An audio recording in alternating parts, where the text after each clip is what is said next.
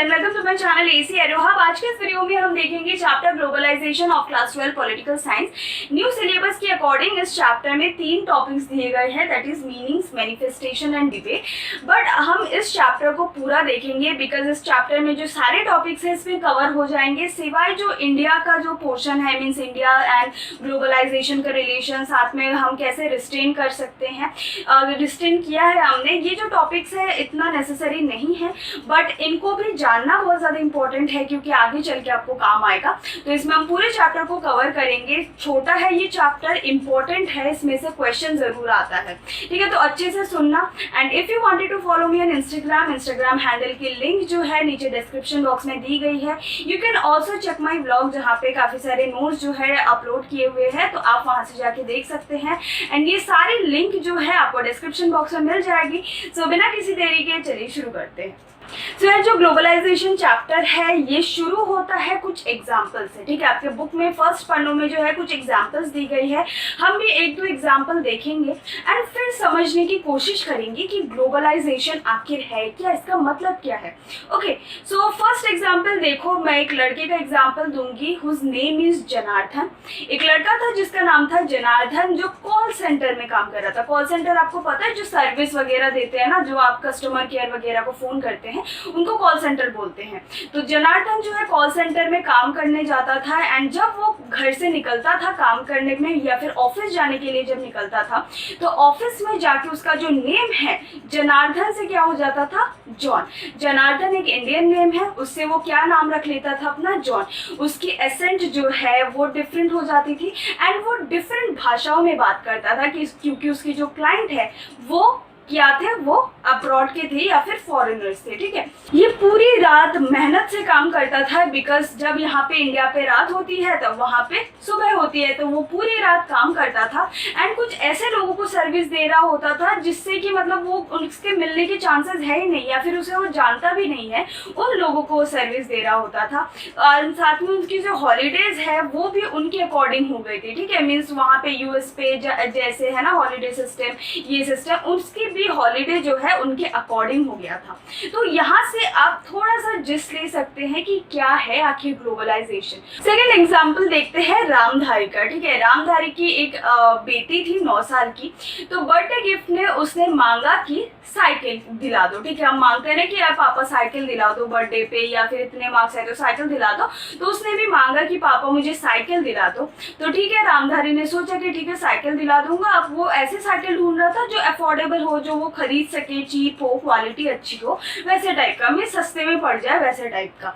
तो उसने देखा, जब वो मार्केट गया तब उसने एक बाइसाइकिल देखी जो कि मतलब बहुत ज़्यादा अफोर्डेबल था, अच्छा था एंड वो चाइना का था। ओके, तो उसने देखा कि ठीक है ये अगर अफोर्डेबल है इसको ले लेते हैं। उसके बाद दोबारा जो है वो उस बच्ची ने जिद किया बारबी डॉल का, तो ठीक है उसके पापा फिर से गए बारबी डॉल लाने एंड बारबी डॉल जो वो खरीद के लाए वो कहाँ का था, यूएस का। अब ये देखो, ये दोनों ही एग्जाम्पल इंडिया से है, बट जो हम प्रोडक्ट्स, एक फर्स्ट एग्जाम्पल में जो सर्विस है वो अब्रॉड को दिया जा रहा है, मीन्स ग्लोबली हमें पता भी नहीं है हमारे सामने कौन बात कर रहे हैं, बट हम उससे सर्विस दे रहे हैं। सेकेंड एग्जाम्पल ने देखा कि हम जो प्रोडक्ट्स खरीद के ला रहे हैं, हम पहले ये नहीं देखते कि यार ये कहाँ का प्रोडक्ट है, हम पहले ये देखते हैं कि कौन सी चीज़ अफोर्डेबल है, किसकी क्वालिटी अच्छी है, जो टिक सकता है, ठीक है। तो बट जब लेके आए तब हमने देखा कि एक चाइना का है, यूएस का प्रोडक्ट है, बिकॉज दे आर अफोर्डेबल, तो हमने ले लिया, ठीक है। एंड थर्ड में एक एग्जांपल मैं खुद से देती हूँ। आप कभी भी जो है आप ऐसे कहते हो कि घर का खाना जो है खाते खाते हम बोर हो गए, हमें चाइनीज फूड चाहिए, हमें बर्गर चाहिए, पिज्ज़ा चाहिए, तो आपको क्या लगता है, are they Indian food? No, जो पिज़्ज़ा है चाइनीज़ है, चाइना का डिश है, ओके। जो पिज़्ज़ा है, बर्गर है, वो इंडिया ओरिजिन नहीं है, वो इंडियन ओरिजिन के फूड नहीं है, फिर भी हम उसको खाते हैं। या फिर आप देख लो जो सीरीज़ आप देखते हो, ठीक है, जैसे फ्रेंड्स हो गई, या फिर आपके बिग बैंग थियरी हो गई, या फिर मूवीज़ लाइक हैरी पॉटर्स हो गए, तो ये जो है क्या ये इंडिया में बने हैं? नहीं, फिर भी हम इसको देखते हैं एंड इनको ग्लोबली देखा जाता है। तो ग्लोबलाइजेशन आखिर है क्या? ग्लोबलाइजेशन टर्म में एक वर्ड है ग्लोबल। ग्लोबल मीन्स क्या होता है, वर्ल्ड, पूरी विश्व। इसलिए इसको हिंदी में क्या बोलते हैं, वैश्वीकरण, बिकॉज इट इज ग्लोबलाइज्ड। तो ग्लोबलाइजेशन क्या है, ग्लोबलाइजेशन इज अ फ्लो। अगर इसमें मीनिंग आए तो आपको बोलना है it is a flow flow किस चीज़ की? फ्लो ऑफ मनी, ठीक है, कैपिटल जो ट्रेड वगैरह होता है उसका फ्लो हो रहा है, तो फ्लो ऑफ प्रोडक्ट्स, ठीक है, गुड्स सर्विसेज उसकी फ्लो हो रही है। उसके साथ और क्या फ्लो हो रहा है? इंसान भी आ जा रहे हैं, ठीक है, एक जगह से दूसरी जगह इंसान काम करने जाते हैं। आइडियाज, ठीक है, एक आइडिया आया, ठीक है, उसका हमने क्या किया, उसको हमने ग्लोबलाइज किया। तो ग्लोबलाइजेशन क्या है? Globalization is a flow of idea, commodity, ठीक है, जो सामान आते जाते हैं। उसके बाद हमने कैपिटल देखा, एंड फोर्थ क्या है? People. So that is globalization. Globalization क्या है? एक फ्लो है, flow of different commodities, capital, ideas and people. साथ में इसमें हमने और एक चीज देखा, that is world wide interconnectedness. Interconnectedness का क्या मतलब होता है? देखो, हमने अभी देखा कि हम जो है एक जगह में बैठ के, इंडिया में बैठ के चाइना का सामान यूज कर रहे हैं, यूएस का प्रोडक्ट यूज कर रहे हैं, ओके, या फिर हम चाइनीज फूड खा रहे हैं, हम जो सर्विस है वो दूसरे लोगों को दे रहे हैं। तो ये सारे क्या है? ये है वर्ल्ड वाइड इंटरकनेक्टेडनेस। अभी कोई भी कंट्री जो है हमारे से इतना दूर नहीं है, क्योंकि हम सारे कंट्रीज के प्रोडक्ट्स यूज कर पा रहे हैं, उनके टीवी शोज देख पा रहे हैं। आप देखते हो ना, आपके केबल में भी जो आता होगा, फॉरेन न्यूज आते होंगे, एक DW है, ठीक है, RT न्यूज है, ये जो सारे है ये क्या है? फॉरेन चैनल्स है, ठीक है, जापान की चैनल्स है, तो वो भी आपकी टीवी में आते होंगे। सो that is global interconnectedness, world wide interconnectedness, जिससे हम सब एक दूसरे से बंधे हैं। साथ में ये जो टर्म ग्लोबलाइजेशन है ये एक मल्टी डायमेंशनल टर्म है। तो 3 डेफिनेशंस हमने देख लिया, ठीक है, एक multi dimensional, okay, let me right it. Multi dimensional means क्या है? इसकी जो कॉन्सिक्वेंस है उसको हम पॉलिटिकल में भी देख सकते हैं, इकोनॉमिक में भी देख सकते हैं, एंड कल्चर में भी देख सकते हैं। एक ब्रॉड डेफिनेशन है, ठीक है। तो 3 मीनिंग्स आपको समझ आ गई। First is flow of idea, capital, commodity and people. Second is interconnectedness, world wide interconnectedness. Third is multi dimensional nature, because it is related to political, economic and cultural aspects. Clear है इतना? उसके बाद देखो इसके causes क्या है। अब देखो ये जो ग्लोबलाइजेशन हुई है इसके कॉजेस क्या है। हालांकि कॉजेस इतना इम्पोर्टेंट शायद नहीं है, बिकॉज आपके उसमें दिया नहीं है, बट इसके कॉजेस ध्यान में रखो। अगर आंसर शॉर्ट पढ़ रहे हो ना, साइड में कॉजेस वगैरह भी लिख देना, जब मीनिंग्स पूछने में आए साथ में कॉजेस भी लिख देना, अच्छा रहेगा। सो कॉजेस क्या है, अब आपको क्या लगता है ये ग्लोबलाइजेशन क्या एक नया टर्म है, ठीक है। हम जो बात कर रहे हैं कमोडिटी फ्लो, ठीक है, या फिर पीपल फ्लो, आइडियाज फ्लो, तो ये क्या एक ऐसी फिनोमिना है जो कभी पहले थी नहीं, या फिर it has some historical background, ठीक है। तो ये जो ग्लोबलाइजेशन है, मैं पहले आपको बता दूं, ये हिस्ट्री से चली आ रही है, ठीक है। हिस्ट्री में भी था ये ग्लोबलाइजेशन, हिस्टोरिकल इसकी एक बैकग्राउंड है। एंड फिर ये जो चीज़ है, ये ग्लोबलाइजेशन कैसे आई, कॉज मतलब क्या होता है, what are the causes of globalization, means globalization किस वजह से बढ़ी या फिर किस वजह से ये ज़्यादा आई, ठीक है। तो फर्स्ट कॉज है टेक्निकल कॉज, ठीक है। फर्स्ट कॉज है टेक्निकल हम दे सकते हैं इसको। टेक्निकल कैसे, फर्स्ट देख लो, प्रिंटिंग प्रेस का आविष्कार, फ़ोन का आविष्कार, ठीक है, जो हम टेलीफोन जो यूज़ करते थे, फिर मेल का आना जाना, ठीक है। उसके बाद जो है और भी देख सकते हो, टेलीविज़न का आविष्कार जो है, इन सब चीज़ों से कम्युनिकेशन में बहुत ज़्यादा फर्क पड़ा है। आपको पता है प्रिंटिंग प्रेस आने के बाद क्या हुआ कि जब प्रिंट की वो हुई, प्रिंटिंग होना शुरू हुआ, उसके बाद क्या हुआ, जो बुक्स लिखे जाते थे किसी दूसरे भाषा में, इंग्लिश में लिखा गया मान लो, उसको ट्रांसलेट करा के हम अपने इंडिया में भी पढ़े जा रहे थे, ठीक है। जो दूसरे थिंकर्स के जो आइडियाज़ है उसको हम यहाँ पे भी बैठ के पढ़ सकते थे।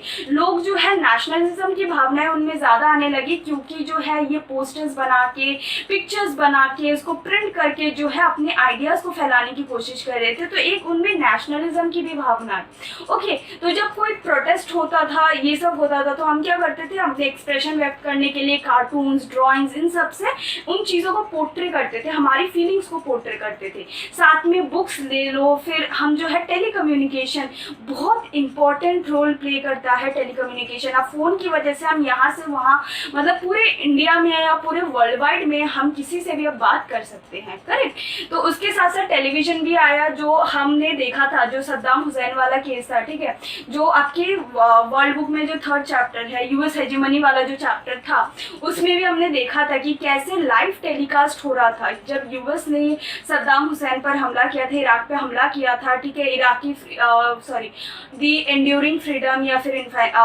ऑपरेशन डेजर्ट स्टॉर्म जो था। Okay, so operation desert storm में हमने देखा था कि कैसे जो है टेलीविजन के थ्रू पूरे लाइव दिखाया जा रहा था उस चीज़ों को। तो इन सब से क्या बढ़ा, एक कम्युनिकेशन बढ़ा, जिससे क्या राइज हुआ, ग्लोबलाइजेशन, ठीक है, कम्युनिकेशन में बहुत ज़्यादा उछाल है। Second thing is people are very interconnected, लोगों ने बहुत ज़्यादा इंटरकनेक्शन दिखाई। अब देखो इसका एक एग्जाम्पल मैं आपको रिसेंट का देती हूँ, that is corona virus.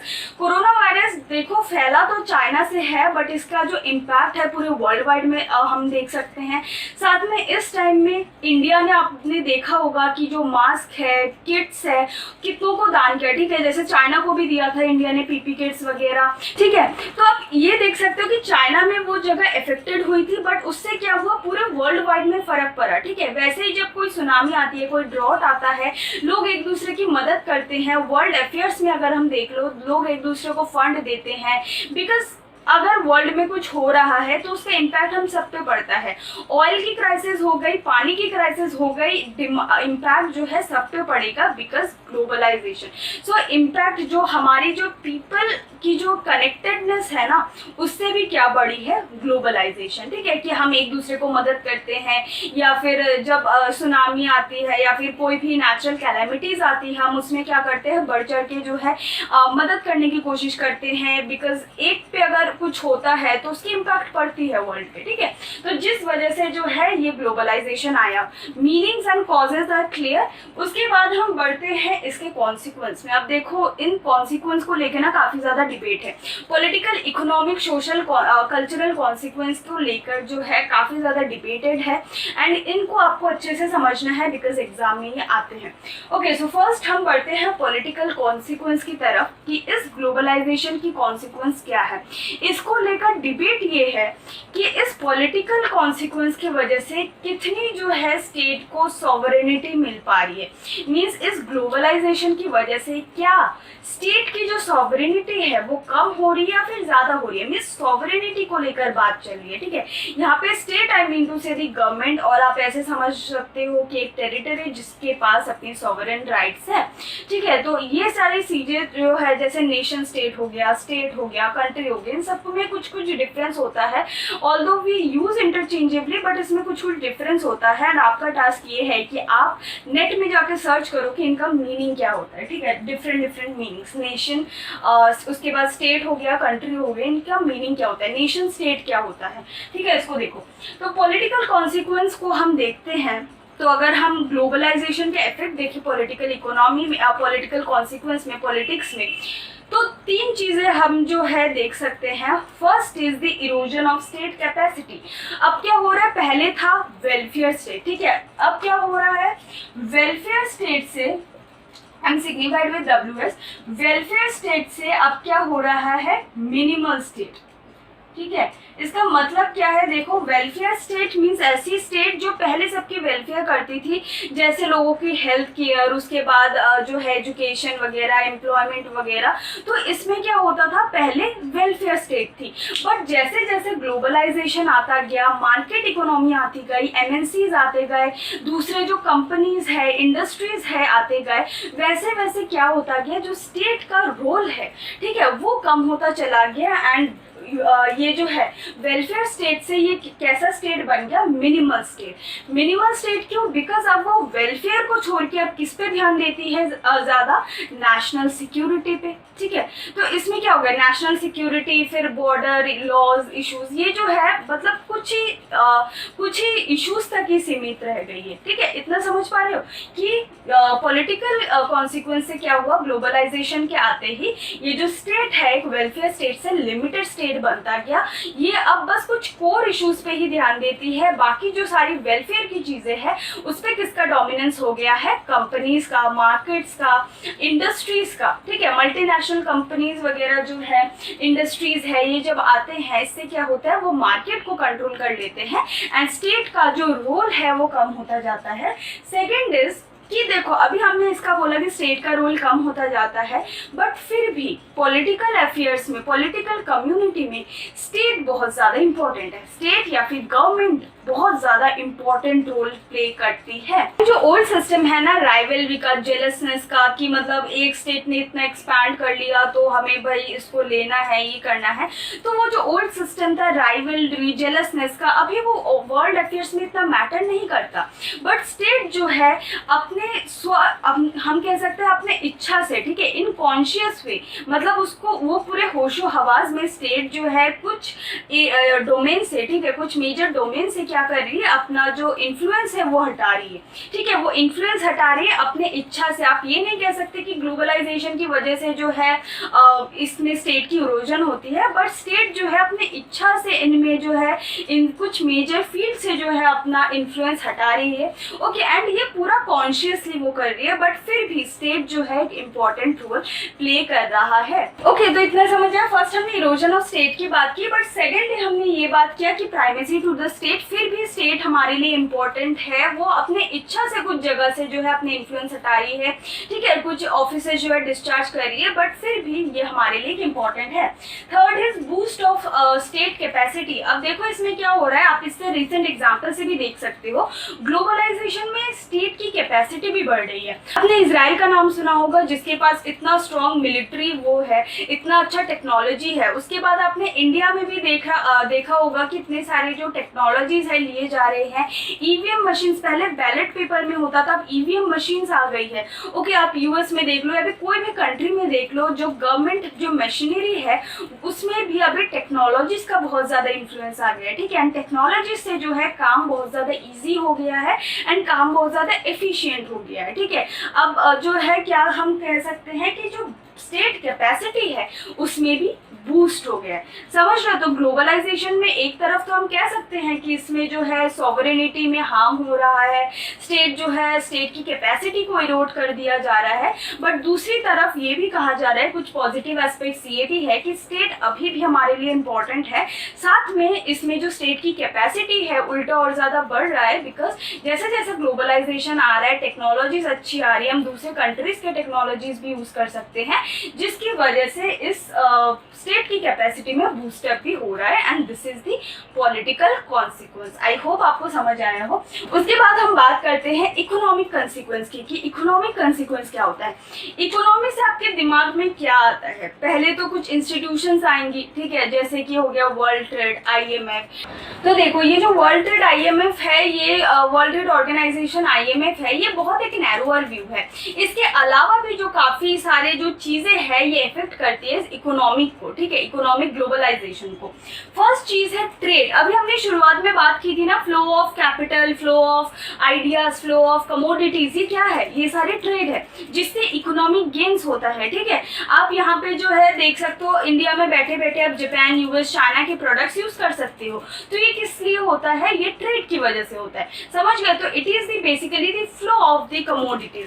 Second thing है फॉरेन डायरेक्ट इन्वेस्टमेंट। ठीक है, फॉरेन डायरेक्ट इन्वेस्टमेंट जैसे अभी आपने देखा होगा या फिर सुना होगा कि जो ये रिलायंस जियो है, इसमें फेसबुक कंपनी जो है इन्वेस्ट कर रही है। ठीक है, इसको क्या कहते हैं? Foreign direct investment. या फिर यहाँ पे जैसे कुछ एरियाज है, जैसे ओडिशा हो गया, या फिर कुछ ऐसे इकोनॉमिकली बैकवर्ड जो एरियाज है, वहाँ पे इंडिया जो है कुछ कंपनीज को बुलाती है, गवर्नमेंट जो है कुछ कंपनीज को बुलाती है ताकि यहाँ पे आके इन्वेस्ट करे। ठीक है, या फिर कोई कंपनीज आती है इंडिया में इन्वेस्ट करने के लिए, या फिर US की कोई कंपनी मान लो किसी दूसरे कंट्री में जाके इन्वेस्ट कर रही है। ठीक है, जापान का कोई कंपनी मान लो इंडिया में आके इन्वेस्ट कर रहा है, तो इसको क्या कहते हैं हम? Foreign direct investment. एंड इनका काम क्या होता है? मतलब ये बेसिकली जो है डायरेक्टली इन्वेस्ट करते हैं, शेयर्स खरीदते हैं, जिससे कि रेवेन्यू तो इंक्रीज होता है, साथ साथ में एम्प्लॉयमेंट भी बढ़ता है। समझ गए? तो that is foreign direct investment. इसके साथ एक फॉरेन इंस्टीट्यूशनल इन्वेस्टमेंट भी होता है। ठीक है, दो टर्म याद रखना, FDI एंड FII। ठीक है, इनका मतलब शेयर मार्केट वगैरह से होता है, ये डायरेक्टली मतलब हमें इन्वेस्ट नहीं करते, बट फॉरेन डायरेक्ट इन्वेस्टमेंट का जो रोल है बहुत बड़ा है, जिससे कि पॉजिटिव इम्पैक्ट भी आता है। उसके बाद लेस रेस्ट्रिक्शंस। अब देखो क्या हो गया, ग्लोबलाइजेशन होने से ना तो रेस्ट्रिक्शंस है वो बहुत ज़्यादा कम हो गया है। जो पहले बैरियर्स होती थी, टैरिफ देना पड़ता था, हाई टैरिफ था, मतलब फ्री एंड फेयर ट्रेड नहीं होता था, फ्री ट्रेड नहीं हो पाता था, तो वो सारी जो सिचुएशन है वो अभी कम हो गई है। अभी जो है ज़्यादा से ज़्यादा कंट्री फ्री ट्रेड के ऊपर जा रही है। एंड आपने देखा होगा जो हमने न्यू सेंटर्स पढ़े थे, सार्क, आसियान, ये सब पढ़ा था, इन्होंने भी जो है एक इकोनॉमिक सिस्टम एस्टैब्लिश किया था। ठीक है, सार्क आपने देखा होगा, सार्क आपने देखा था कि एक स्पेशल पर्पस के लिए आया था, for free and fair trade. ASEAN में भी जो है इकोनॉमिक को बढ़ाने की बात की थी, एक इकोनॉमिक सिस्टम बनाने की बात की थी जहाँ पे फ्री एंड फेयर ट्रेड हो। तो अभी जो कंट्रीज है ज़्यादा से ज़्यादा फ्री एंड फेयर ट्रेड में, लेस रेस्ट्रिक्शन में, लेस बैरियर्स में, ठीक है, टैरिफ बैरियर्स जो होते थे उनको कम करने में अभी ज़्यादा वो है। समझ आया? तो ट्रेड, एफडीआई, उसके बाद जो है लेस रेस्ट्रिक्शंस, ये सब इकोनॉमिक ग्लोबलाइजेशन के अंदर आते हैं। बट एक टर्म है दैट इज पीपल। लोगों का जो ट्रेड है या फिर लोगों की जो फ्लो है वो इतना इजी नहीं है, क्योंकि अभी कोई भी आप कंट्री में चले जाओगे आप इजीली जा ही नहीं सकते, बिकॉज आप जाओगे तो आपको वीज़ा चाहिए होता है। ठीक है, जैसे आप इंडिया से मान लो आप यूएस जाना चाहते हो तो आप इजीली नहीं जा पाओगे। ठीक है, बिकॉज उनको ये डर होता है कि आप उनके लोगों का जॉब है वो ना ले लो। ठीक है, तो इसलिए वीज़ा मिलना मुश्किल होता है काफ़ी जगह में। यूके में आप चले जाओ, ठीक है, उसमें भी आपको वीज़ा चाहिए। तो हर एक जगह में जाने के लिए वीज़ा चाहिए। सो ट्रेड या फिर flow of people is not so free, but free जो फ्लो ऑफ कमोडिटीज़ है, कैपिटल है, ये अभी बहुत ज़्यादा आसान हो गया है, फ्री हो गया है। ओके, इतना समझ आया? So that is all economic globalization. उसके बाद देखो क्या हुआ है, एक टर्म है सेम पॉलिसी डिफरेंट आउटकम्स। इसका मतलब समझो, ठीक है, आपके बुक में मिल जाएगा, पॉइंट में दिया हुआ है। ओके, मैं दिखा देती हूँ कहाँ पे है। पेज नंबर 141 जो है, इसमें यहाँ पे देखना आप, ठीक है, जो है 2 पॉइंट्स दिए हुए हैं जहाँ पे बताया गया है कि सेम पॉलिसी में लीड टू डिफरेंट आउटकम्स। अब मैं एग्जांपल देके आपको समझाती हूँ। मान लो यूएस है एंड इंडिया का हम इकोनॉमिक पॉलिसी देख रहे हैं, तो कहीं ना कहीं आपको सिमिलैरिटी मिलेगी, बिकॉज हम यूएस भी जो है फ्री ट्रेड में, ओपन मार्केट में, इन सब में बिलीव करता है। हम भी जो है, हमारा भी मॉडल जो है फ्री ट्रेड, फ्री मार्केट, इन सब में है। ठीक है, मतलब यहाँ पे सोशलिज्म तो है, बट साथ में हम क्या करते हैं, कैपिटलिज्म भी यहाँ पे है, यहाँ पे इंडस्ट्रीज भी है, मार्केट्स भी है, ओपन मार्केट है, फ्री ट्रेड है। तो कहीं ना कहीं पॉलिसी तो सेम है, इकोनॉमिक पॉलिसी तो सेम है। बट क्या आपको लगता है यूएस की जो इनकम है या फिर रेवेन्यू है वो इंडिया से ज़्यादा है कि कम है? ठीक है, तो ऑफकोर्स हम दोनों को कंपेयर नहीं कर सकते, बिकॉज हमारी जीडीपी, उनकी जीडीपी देख लो, हमारी जीडीपी, चाइना की जीडीपी देख लो। ओके, तो यहाँ पे ये बोला गया है भले ही सेम इकोनॉमिक पॉलिसी ली जाए, बट उसका आउटकम वेरी कर सकता है। इसका मतलब ये नहीं कि तुम इकोनॉमिक ग्लोबलाइजेशन में सेम पॉलिसी अपना रहे हो तो सेम रिजल्ट पाओगे। सेम आपको जो है सेम पॉलिसी लेने से इसका मतलब ये नहीं है कि सेम आउटकम भी आपको आएगा।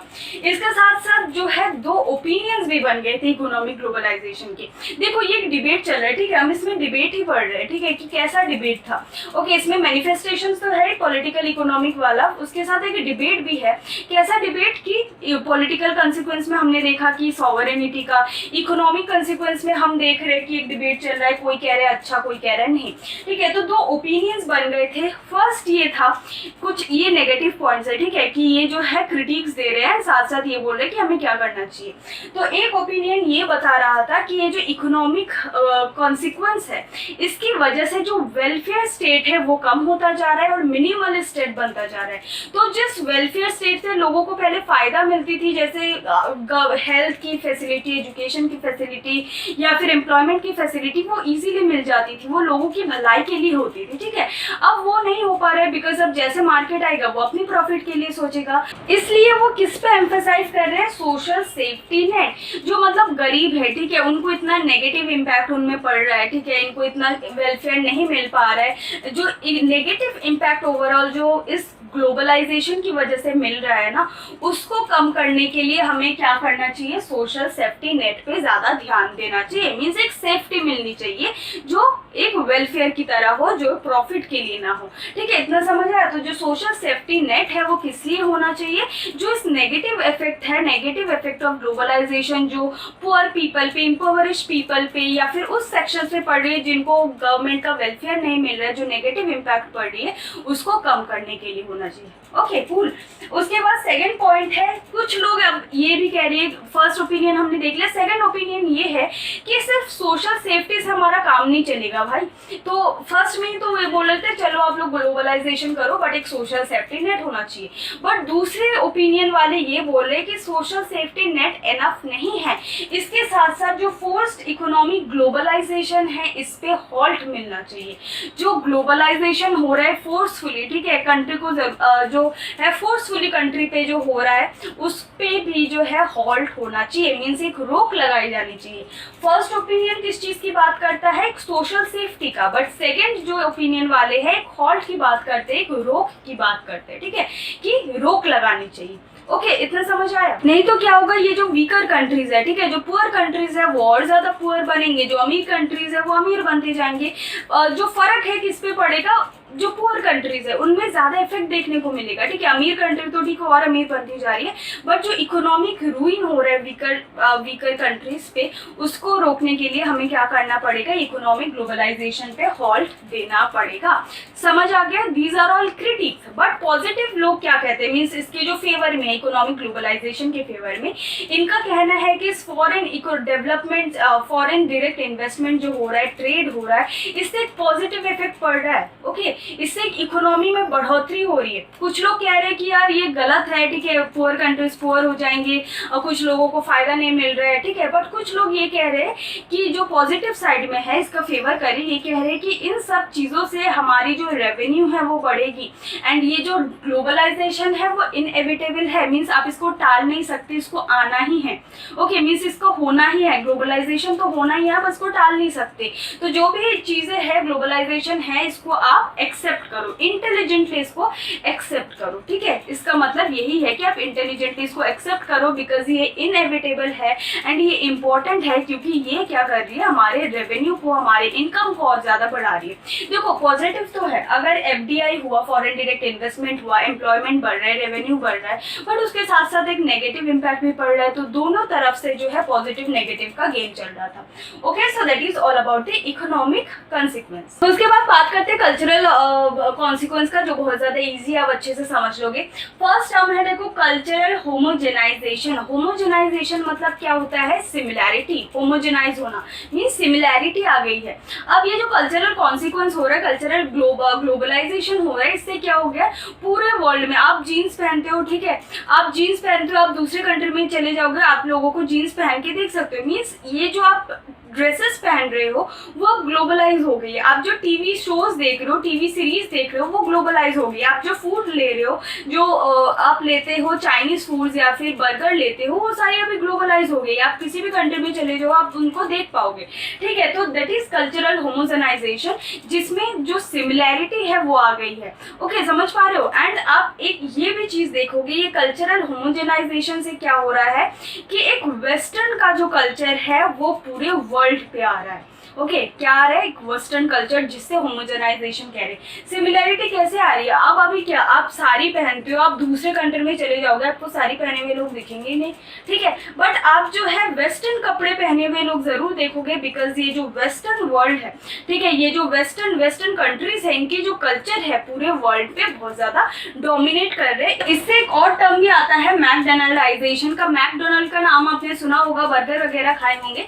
मैकडोनल्डाइजेशन का मतलब क्या है कि ये कुछ लोग हैं जो मैकडोनल्डाइजेशन के ऊपर जो है उन्होंने बताया है कि इसमें क्या हो रहा है, जो ये जो कुछ कंट्रीज है ये क्या कर रहे हैं, ये यूएस की जो ड्रीम है, यूएस के जो कल्चर है उसको फॉलो कर रहे हैं, जिसकी वजह से उनकी जो ट्रेडिशनल कल्चर है, उनका जो अपना कल्चर है उस पर हार्म हो सकता है। ठीक है, मीन्स अपना जो ओरिजिनल कल्चर है उसमें आपका हार्म हो सकता है, बिकॉज आप किसी दूसरे कंट्री का जो कल्चर है आप पे ज्यादा हावी हो रहा है, आप पे ज्यादा डोमिनेंट हो रहा है। रहा है। ठीक है, ये एक मतलब क्रिटिक्स है कि ये सब हो रहा है इस कल्चरल कॉन्सिक्वेंस की वजह से। एंड कल्चरल हेट्रोजेनिटी, अब देखो क्या हो रहा है, आप जीन्स पहनते हो, ठीक है, ये बहुत ज़्यादा पॉसिबल है कि आप जीन्स पहनते हो, उसके ऊपर से आपने कोई खादी क्लोथ पहन लिया, ठीक है, कोई खादी कुर्ता पहन लिया, ओके, पॉसिबल है। तो इससे क्या हो रहा है, हेट्रोजेनिटी भी हो रहा है, आप अपने कल्चर को प्लस दूसरे के कल्चर को मिक्स करके एक अलग ही कल्चर बन रहा है, ठीक है, एक हेट्रोजेनिटी हो रहा है। तो ये कल्चरल कॉन्सिक्वेंस से क्या हुआ, होमोजेनिटी तो हुई, होमोजेनिटी मतलब वेस्टर्न कल्चर का एक प्रभाव पड़ रहा है,